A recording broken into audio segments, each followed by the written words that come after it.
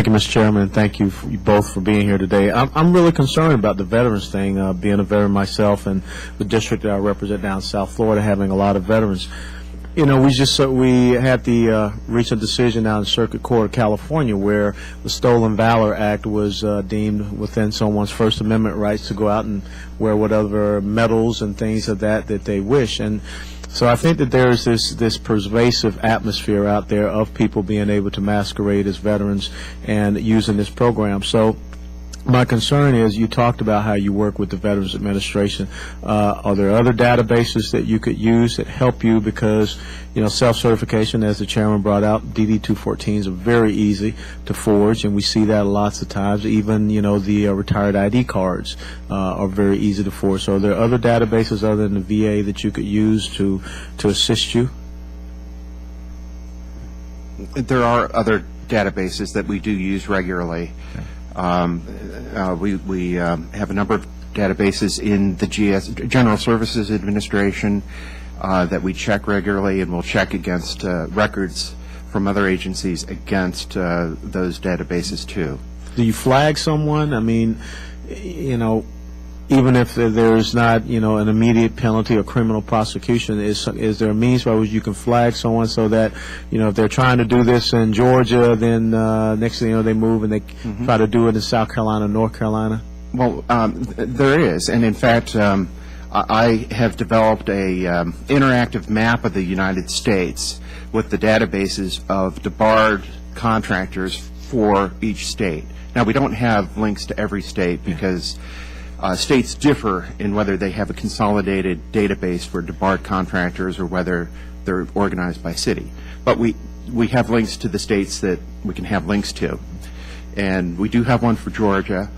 And if you go on the map, and we have it up on our website, if you go on the map, you can click on Georgia, for example, and that will link you into the state debarment database.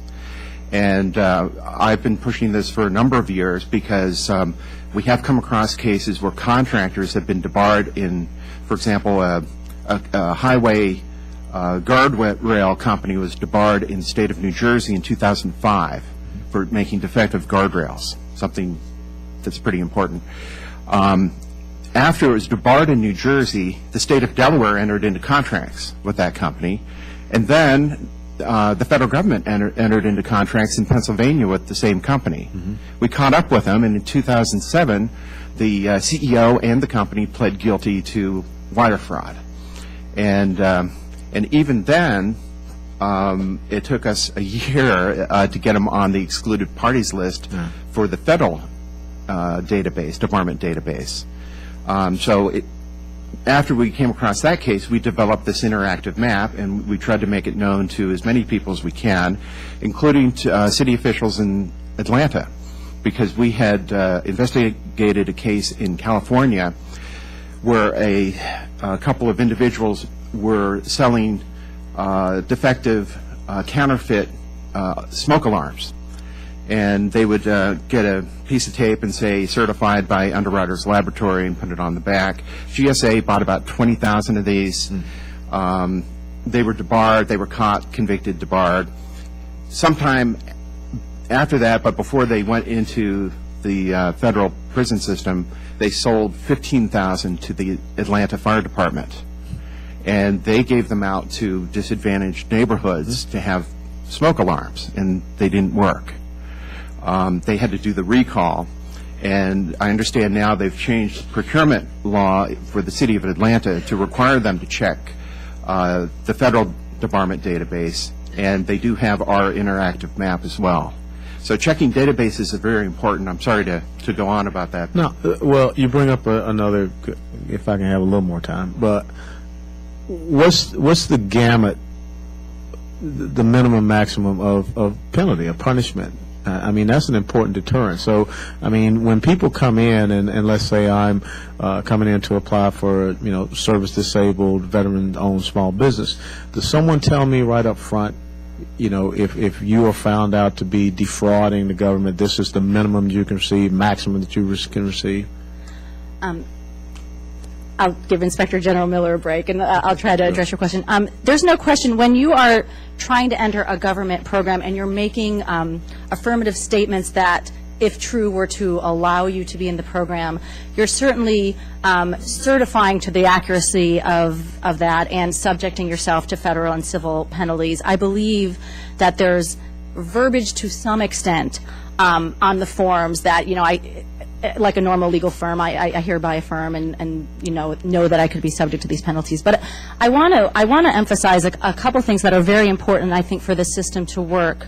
One is that those penalties have to be used. Yeah. And actually, to Inspector General Miller's point, his work on the databases and the information sharing is great, but to your point, Representative West, first you have to have somebody on those lists, which is to say you have to have taken the step to suspend them, for example.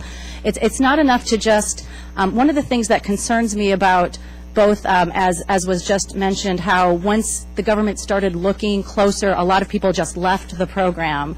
A lot of businesses just dropped out. The same thing happened with the Hub Zone program when there was something of a scandal when GAO did some very scathing reports about ineligible firms getting Hub Zone contracts. When SBA started doing a very thorough review and seeing if everybody belonged in the program, people dropped out in droves.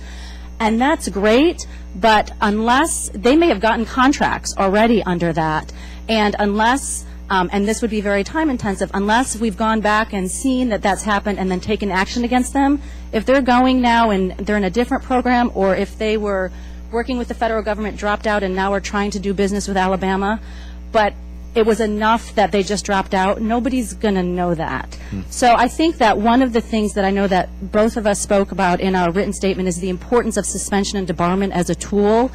I will tell you that I think it is generally acknowledged by all the IGs that the federal government doesn't use that tool nearly enough. And to your point, it's a very strong tool to use, because if you hit a bad actor in his pocketbook, that's going to have an effect. And if the bad actors in general know the federal government is going after bad actors, that's going to have a deterrent effect as well. But if you're not doing that, it's not. It becomes a cost of yes, it's a cost of doing business, and an unlikely one at that, and that's very problematic. Thank you, Mr. Chairman. You're back.